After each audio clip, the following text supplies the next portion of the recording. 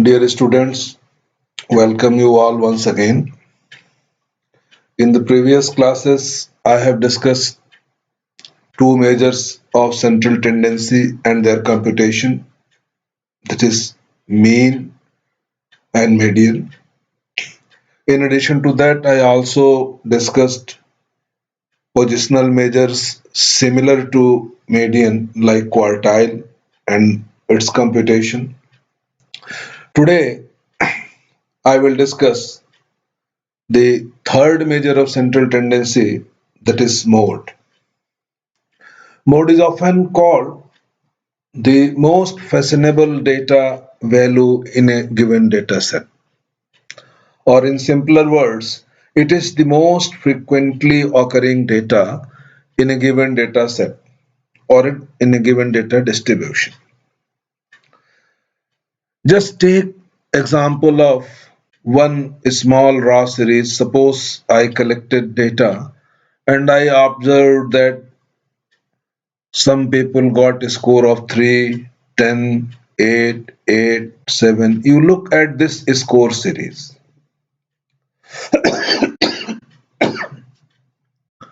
You can clearly notice that 3, the value of 3 has occurred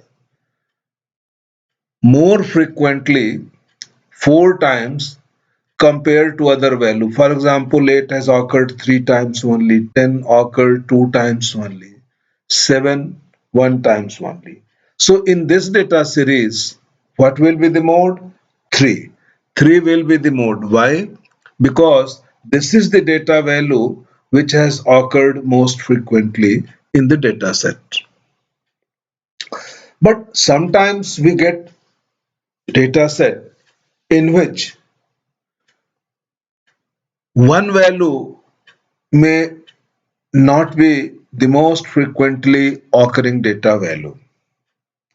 And then in such data set, computation of mode is difficult. We use some method to estimate mode in that condition. Just take example of this data series. In this data series, you can notice that 5 has occurred 2 times, 7 has occurred 2 times, and rest of the values are occurring 1 times only. So we cannot say that 5 is the mode or 7 is the mode, because both are occurring most frequently but equally. So such distributions are called bimodal distribution, and in this condition the exact mathematical computation of the mode will be difficult. But using some relationship between median and mean, we can estimate the mode. And sometimes data set may be of a type in which there may not be a clear mode, like this third data series. Uh, 2 has occurred 2 times, 5 2 times, 1 2 times. So very difficult to say which data is the mode. Only 3 data values are really there, 2, 1 and 5, and both all the 3 are occurring 2 times. So we can say that this is multimodal data set. Again, there is difficulty in computing data. So computing mode from the raw data is easy. If we'll arrange the whole data set and if we see that some data value is occurring more frequently, then we can say that that is the mode of the value. Now, let us move to computation of the mode using grouped data.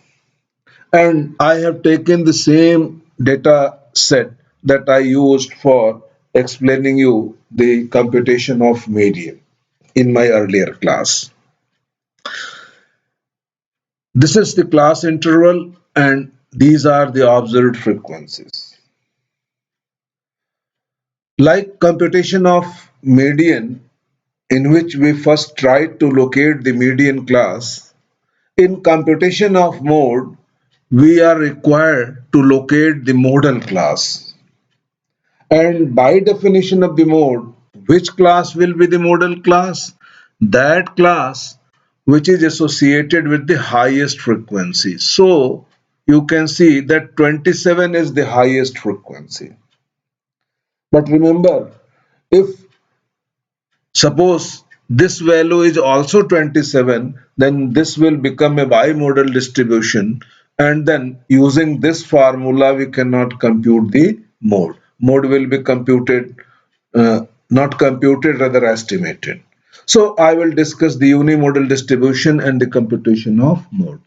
So this is the most occurring frequency, and this most occurring frequency is associated with the class interval, the data range, the subset of the data, that is 15 to 90. So we can say that this is the modal class. And now, as we did in median, the modal class will provide all the needed information for computation of the mode. And we will use this formula. Mode is equal to L, and L is the exact lower limit of the modal class. I will just show it in this data set. And then we need three frequencies. FM, this is the frequency of the modal class. F1, frequency preceding the modal class. And F2, frequency following the modal class. And mistakenly I have written here, just it is copy paste error. So F2 is frequency following the modal class or succeeding the modal class. Please make this correction. This is just in haste. I copied and pasted it here. So we need only three types of frequencies apart from lower limit, and we already know the size of the class. So let us write all the things that are needed for doing the computation for modal class using this formula. So L is equal to 15 minus 0.5, that is 14.5. This is the exact lower limit of the modal class. Then 27. So Fm is equal to 27. This is the frequency of the modal class. And this one is F1, and this frequency is the frequency following the modal class or succeeding the modal class, that is F2. So F1 is equal to 15, F2 is equal to 18. Now in some formula, to make it short rather than writing this, people use notations like they called this difference of the modal class frequency and the preceding class frequency as delta 1 and this one as delta 2. So if you wish, you can rewrite this that L plus delta 1 divided by delta 1 plus delta 2 into I. So I will compute the first difference here, Fm minus F1. So Fm is 27 and F1 is 15. So I will have to check where is the symbol delta. So I am just writing delta 1 is equal to 27 minus 15, that is 12. Or you can also write, if it is confusing, then we can write that Fm minus F1 is equal to 12. So we got this value. Now another value required is Fm minus F2. This is the same value which is in the numerator. So Fm minus F2, Fm is 27 and F2 is 18. Fm minus F2 is equal to 27 minus 18. It is 9. And we have already the information of the size of the class I is equal to 5. This is the difference, 5, 10, 15. So we have got the value, and we can also call this as delta 2. But we use the symbol delta, a small triangle, rather than writing delta 1 and delta 2. Or you can go with this formula, both are same and perfect. So now mode in this case mode will be equal to the exact lower limit, that is 14.5. I have taken it from here and using this formula, plus Fm minus F1 is 12 divided by Fm minus F1, that is 12 divided by 12 plus Fm minus F2, this is 9, sorry, 9, and then I will close the bracket into 5.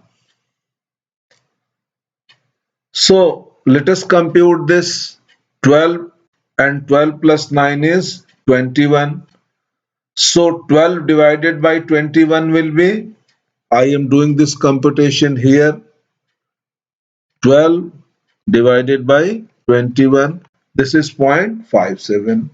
So we have computed this part, this large bracket, and then we will multiply by the size of the class. So this multiplied by 5, this is the size of the class, this is 2.86. So mode, now let us write again, mode is equal to 14.5 plus, we have done this computation in the bracket and this multiplication, and this has come to be 2.86 is equal to, let us do 14.5 plus 2.86, this is 17.4. So the median is 17.4. Sorry, the mode is 17.4. So this is the simple way of doing computation, 17.4, and finally you can write mode is equal to 17.4. You can just highlight it that this is the final computed mode. So let me revise the computation. Simply, you don't need any computation of cumulative frequency, any midpoint or other thing. What you need to decide the model class, and how we decide the model class, that class whose frequency is highest. So in this example, 27 is the highest frequency. So this class interval has been identified as model class. Now we take the lower limit of the model class for computation purpose. So 15 minus 5, 14.5, this is the lower limit. Then we note the frequency of the model class, Fm, that is 27, frequency preceding this 15, F1, and succeeding it 18, that is EF2, and then we decide the size of the class. And then we have obtained all these values, and we will put all these values, just I have done it here, and finally we will get the mode. So to sum up, mode is the third measure of central tendency, which can be used in different conditions.